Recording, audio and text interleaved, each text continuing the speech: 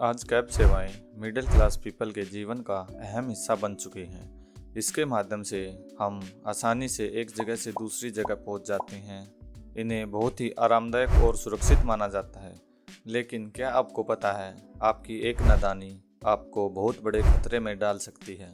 कोलकाता में रहने वाली पूजा किसी काम के लिए बेंगलोर आई थी। वह कैब करके अपने होटल पहुंचती है और ड्राइवर से कुछ 1 मिनट के लिए बात करती है और अगले ही दिन वह गायब हो गई। ऐसी पूजा से उस 1 मिनट में क्या नादानी हो गई जो वह अगले ही दिन गायब हो गई। यह नादानी हमसे और आपसे भी हो सकती है, तो इस वीडियो को लास्ट तक ज़रूर देखना, क्योंकि यह कहानी आपके रोंगटे खड़े कर देगी। करीब 7 साल पहले पूजा की शादी हुई थी और वह अपने पति के साथ कोलकाता में रहती थी। पूजा इवेंट मैनेजमेंट का काम करती थी। जुलाई 2019 में पूजा इवेंट मैनेजमेंट के सिलसिले में बेंगलोर के लिए निकलती है। टेस्ट शेड्यूल के मुताबिक पूजा कोलकाता से 19 जुलाई को फ़्लाइट लेकर बेंगलोर पहुंचती है और वहां से ओला कैब बुक करके अपने होटल तक पहुंचती है। रास्ते में वह कैब ड्राइवर से थोड़ी बहुत बातचीत करती है। पूजा को ड्राइवर का बिहेवियर अच्छा लगता है और दोनों बात करते करते होटल तक पहुंच गए। पूजा कैब से उतरकर जाने लगी, तभी कुछ कदम चलने के बाद वह पीछे मुड़ती है और ड्राइवर से कहती है, अगर पॉसिबल हो तो मुझे 21 जुलाई की सुबह 4 बजे होटल से पिकअप कर लेना। मेरी सुबह कोलकाता के लिए फ़्लाइट है और क्या पता इतनी जल्दी मुझे कोई कैब मिलेगी या नहीं। दोनों पिकअप के लिए डील फाइनल कर लेते हैं। वह रात को अपने पति से टेक्स्ट मैसेज से बात करती है और बताती है वह अच्छे से बेंगलोर पहुंच गई। 21 तारीख को पूजा का पति कोलकाता में पूजा का इंतजार कर रहा था, लेकिन शाम हो गई, पूजा का कोई अता पता नहीं था। वह पूजा को फ़ोन करता है, मगर उसके दोनों मोबाइल स्विच ऑफ थे। वह उसके दोस्तों और रिश्तेदारों से फ़ोन कर पूछता है, परंतु पूजा का कोई पता नहीं लगता। पूरा परिवार चिंता में पूजा की तलाश में लगा था। तभी पूजा के फ़ोन से एक मैसेज आता है जिसमें लिखा था, I am in Hyderabad, some emergency, need cash 5 lakh. यह मैसेज देखकर उसका पति तुरंत पूजा को कॉल करता है, लेकिन अब भी फ़ोन स्विच ऑफ था। इस मैसेज से पूजा का पति कुछ अनहोनी की आशंका में गिर गया। वह तुरंत कोलकाता पुलिस में पूजा की मिसिंग रिपोर्ट दर्ज कराता है और पैसे की डिमांड वाला मैसेज के बारे में भी बताता है। कई घंटे बीत गए, मगर पुलिस की तरफ से कोई अपडेट नहीं मिला। उधर बेंगलोर पुलिस को इंटरनेशनल एयरपोर्ट के कंपाउंड में एक लड़की की लाश मिली जिसका चेहरा बुरी तरह कुचला हुआ था। पुलिस पहचान करने के लिए लाश के हुलिये की डिटेल सभी थानों में भिजवाती है और मिसिंग रिपोर्ट भी मंगवाती है, मगर लाश की कोई भी पहचान न हो सकी। इसलिए पुलिस की निगरानी में कानूनी प्रक्रिया के तहत लाश का अंतिम संस्कार कर दिया गया और शव के पास मिले सामान इकट्ठा कर लिया गया। उसके शरीर पर बने टैटू का फोटो भी ले लिया गया और उसके आधार पर पुलिस ने उसके परिवार की तलाश शुरू कर दी, मगर काफ़ी मेहनत के बाद भी पुलिस को कुछ नहीं मिला। पुलिस अब दोबारा उसके कपड़ों के जरिए महिला की पहचान करने की कोशिश करती है। जिस ब्रांड के कपड़े मिले थे, पुलिस ब्रांड आउटलेट पर पता लगाती है और देश भर में पिछले 2 सालों में उस साइज एंड डिज़ाइन के कपड़ों की खरीदारी करने वाले सभी कस्टमर्स का डाटा मांगती है। काफ़ी मेहनत के बाद पुलिस को पता लगता है ऐसे कपड़ों की खरीदारी कोलकाता में की गई थी। बेंगलोर पुलिस तुरंत कोलकाता पहुंचती है और सभी थानों से 2 महीने तक की मिसिंग रिपोर्ट मांगती है। मिसिंग रिपोर्ट चेक करने पर लाश का हुलिया बिल्कुल पूजा सिंह की रिपोर्ट से मिलता है।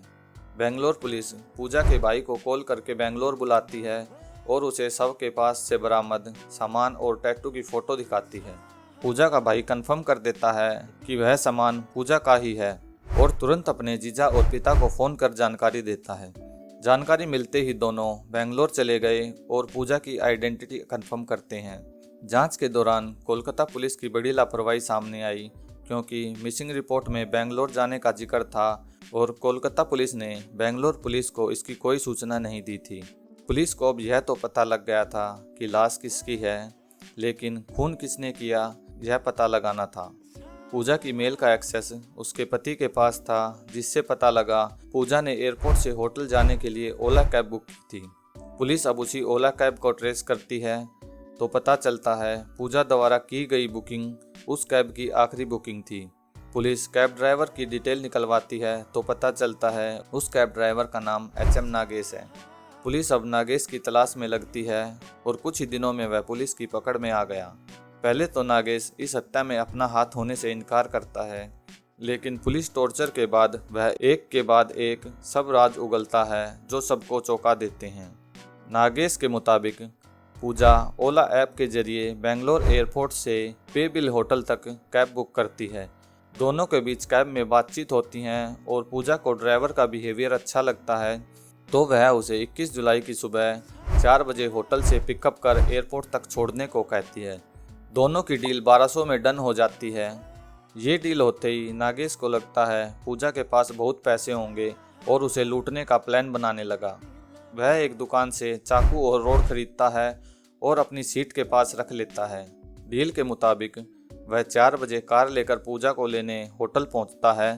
पूजा कार में बैठती है और कार एयरपोर्ट की तरफ बढ़ने लगती है।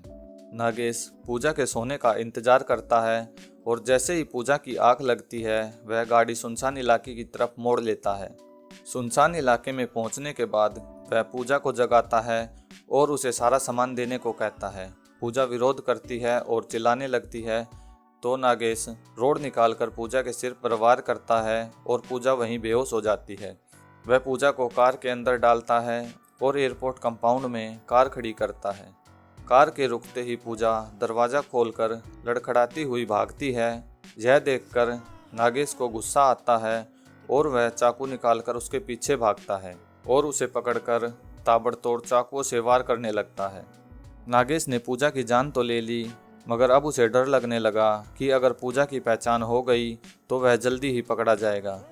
इसलिए वह पास में रखे पत्थर को उठाता है और बार बार पूजा के चेहरे पर वार करने लगा।